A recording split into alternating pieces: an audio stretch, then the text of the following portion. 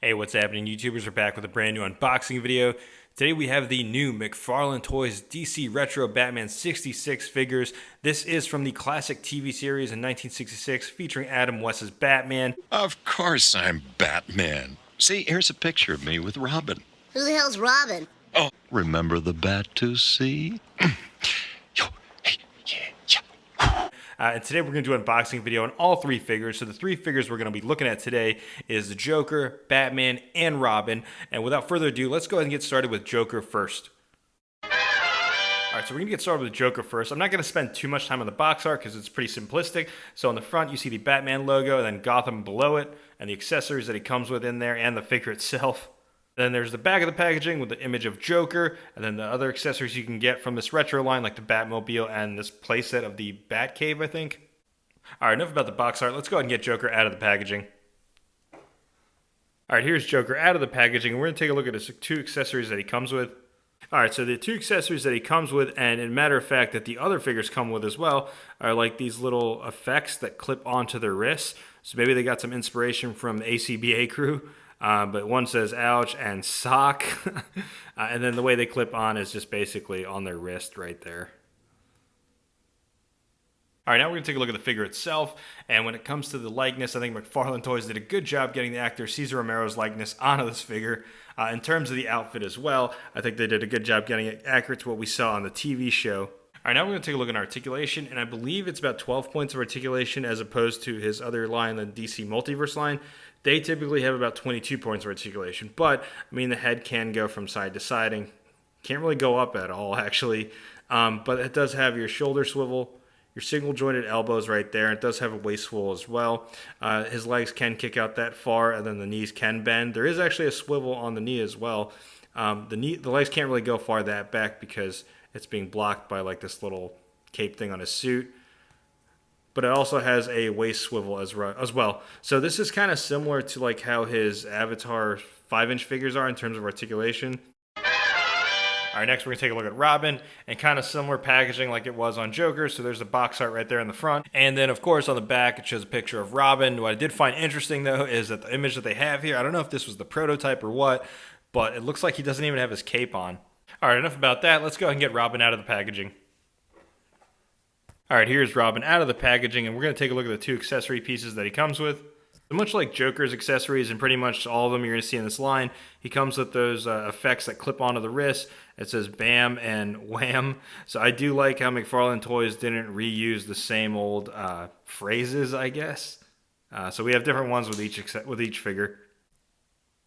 Alright, now we're going to take a look at the figure itself, and in terms of the head sculpt, I think they did a good job with this one too, getting the likeness to Burt Ward, the actor who played Robin. I think it looks pretty on point, and overall the suit looks on point, but I did want to mention I've never really been a fan of this outfit for Robin in terms of having the shorts. I much rather prefer like the long green tights that Robin wears like in the animated series from the 90s. But anyways, I think they did a good job getting it accurate to how we saw on the show. The only thing I would say is I do like they went with a cloth goods route for the cape.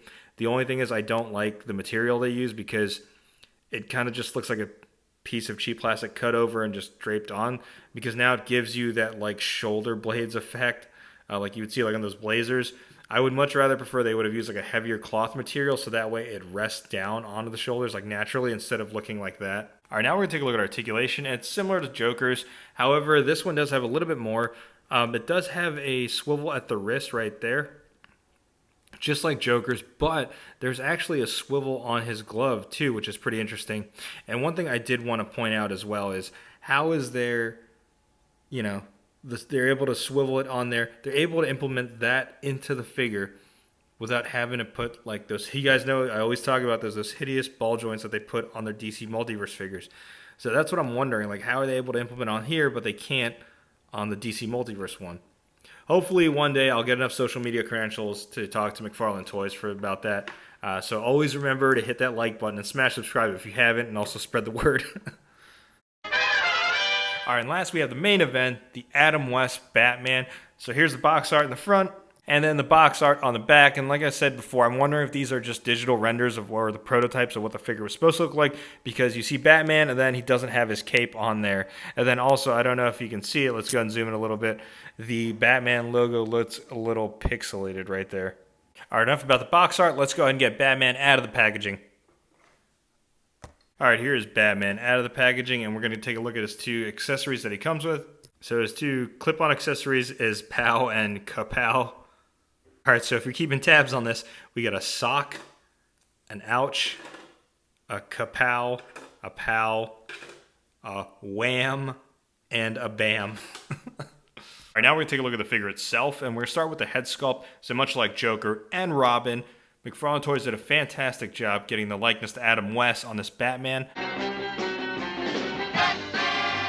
I think it does definitely look directly like it did in the series. Let me know in the comments below what you all think, but I think it's pretty much on point. Now we'll take a look at the other parts of the figure. There is a little bit of messy paint application on the utility belt, and mine also came a little bit crooked. But other than that, I think it's a pretty basic suit from the TV show, so I think they nailed it. Then my only thing I'm complaining about, though, or my little nitpick, would be this cape. It came packaged like this, like scrunched up, so that's why it has that mark right there the way it is. But other than that, I mean, it's going to give you that same effect like it did on Robin with that little shoulder blades thing what's raised up. So I kind of wish, like I mentioned before, that they would have used a heavier material on the cloth. But I understand why they didn't and why they went this route. And another route why I think they went with cloth good as opposed to like a sculpted cape like in the Multiverse line is for the Batmobile. In order to put these in the Batmobile, you wouldn't be able to put them in there with a sculpted cape. And much like Robin, he has the same articulation and also has the swivel at the glove right there, but also notice no ball joints. So I'm wondering how they're able to do that. And again, remember to spread the word on the channel, so once I get enough credentials, I'll be able to qualify to interview McFarlane Toys at one of the conventions or Toy Fair. All right, enough about the shameless plug for the YouTube channel. I apologize. Now we're going to jump right into size comparisons. So here's all three figures standing next to each other, and refresh me in the comments below if you can. I'm trying to remember, was Joker taller than Batman in the TV series? But also, I just want to let you all know, I don't have the original Mattel ones that were released, so I'm not going to be able to compare them with those figures. All right, first size comparison. Here they are standing next to a couple of McFarlane Toys DC Multiverse figures. We have Batman and Damian Wayne Robin. So as you can see, these will not scale with your DC Multiverse line because the Retro line is 6-inch and the Multiverse line is 7-inch. Honestly, I don't know why they chose to go the 6-inch route, but whatever. Our next size comparison, here they are sitting next to a couple of Jokers. We have Joker from the animated series DC Collectibles line, and then Joker from the McFarlane Toys Arkham Asylum game. And next size comparison, here they are next to a couple of Marvel Legends from the MCU. We have Worthy Cap and the upgraded suit Spider-Man.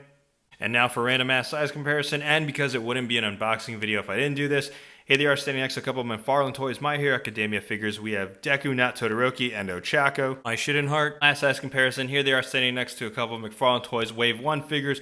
We have the Action Comics 1000 Blue variant Batman and the Action Comics 1000 Superman. All right, so my overall thoughts on these figures are I like them. To be honest with you, they're not that great, but I do wish they had a little bit of improvements with like the cloth good cape and the articulation. I mean, it's still a good job by McFarlane Toys, and I like to mention McFarlane Toys always does a good job with the sculpts, and this is no exception. They did a great job with the head sculpts, in my opinion, getting the character likeness. This actually wasn't my first introduction to Batman. It was actually the Michael Keaton one and the animated series one. However, I do remember watching this Batman on TV because they would play reruns, and my dad would let me know and beyond. We watched together. So it's kind of like a nostalgia trip for me to pick these up. But yeah, let me know in the comments below what you all think about these figures. Will you be picking it up? I think it is still available on Target's website. They are a Target exclusive. I'll leave the link in the description below if they're still available. But yeah, let me know what you all think, YouTubers. And like always, leave a like if you like what you see. And also smash that subscribe button if you're not already subscribed. Thanks for watching. All right, here is Joker out of the packaging. And we're going to take a look at his first... God damn it.